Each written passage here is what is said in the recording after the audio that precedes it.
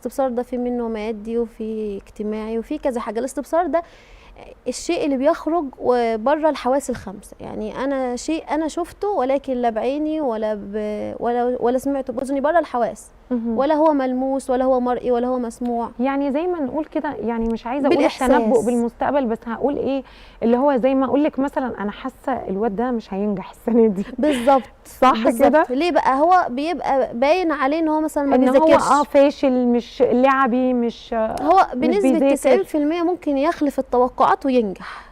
ولكن ممكن الشيء اللي انت توقعتيه ده اسمه تنبؤ بقى بالمستقبل، ده حته تانية خالص.